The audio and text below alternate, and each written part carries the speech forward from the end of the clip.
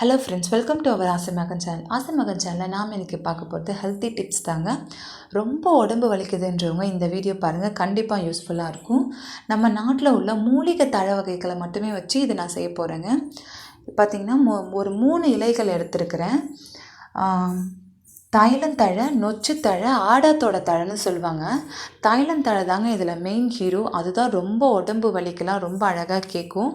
நொச்சுத்தழைன்றது வந்துட்டு சளிக்கெல்லாம் நல்லது. அது கஷாயத்துக்கு கூட நம்ம யூஸ் பண்ணிக்கலாம். அதையுமே நான் இதில் சேர்த்துக்கிட்டேன். ஆடாத்தோட தழையும் அப்படி தாங்க.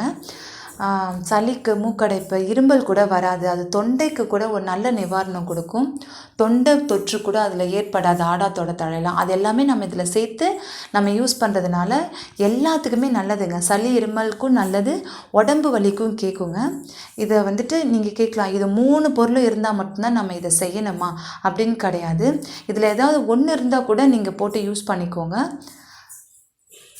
இதை எப்படி பயன்படுத்தணும்னு சொல்கிறேன் பாருங்கள். இந்த 3 தழை இருக்குது பாருங்கள். இப்போ நீங்கள் பார்த்துட்ருக்கிறது தான் வந்துட்டு நான் சொன்ன இந்த 3 வகையான தழையும்.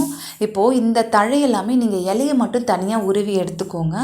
தனியாக உருவி எடுத்துட்டு நம்ம வந்துட்டு அடுப்பில் நல்லா நம்ம குளிக்கிறதுக்காக நம்ம தண்ணி ரெடி பண்ணுவோம் பாருங்கள்.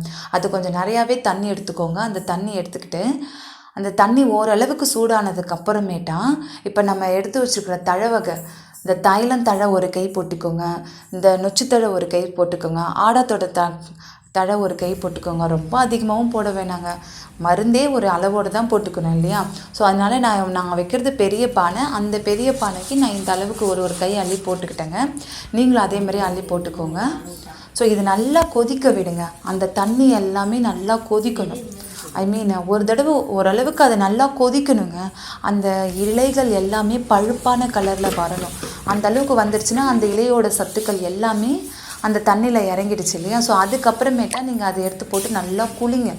குளிச்சுட்டு ஒரு நல்லா சூடாக குளிங்க. அது நீங்கள் கொதித்து வரும்போதே அதில் ஆவி பிடிக்கும்போது அதில் ஒரு வாசனை வரும் பாருங்க. அது அவ்வளோ அருமையாக இருக்குங்க. தலை வலிக்கும் போது கூட நான் அதை ஸ்மெல் பண்ணால் எனக்கு ரொம்ப இதமாக இருக்குங்க. ஸோ அதெல்லாமே இதில் நல்ல பெனிஃபிட் இருக்குது. அது நல்லா ஆவி பிடிச்சி அது நல்ல மூச்சை இழுத்து விடுங்களா. அந்த ஆவி வெளியே வரும்போது, அது கொதிக்கும்போது, அது சூடாக இருக்கும்போதே பக்கத்தில் உட்காந்து ஆவி நீங்கள் இழுத்திங்கன்னா கூட உங்களுக்கு நல்ல நிவாரணம் கிடைக்குங்க. தலைவலிக்கு கூட எனக்கு இதெல்லாம் கேட்டதுங்க. அது மட்டும் இல்லாமல் நீங்கள் அதை எடுத்து போட்டுட்டு அந்த இலைகள்லாம் எடுத்து தூர போட்டுட்டு அதை நீங்கள் ஊற்றி குளிங்கண்ணா. நல்லா சுட இதமான சூட்டில் குளிச்சுட்டு குளிக்கும் போதே நீங்கள் நல்லா ஸ்மெல் பண்ணுங்கள். அந்த அந்த இலைகளோடைய வாசத்தை நல்லா எடுத்துக்கோங்க. அப்போ உங்களுக்கு இன்னும் நல்லா இருக்குங்க. நிஜமாகவே இது சூப்பராக இருக்கும்.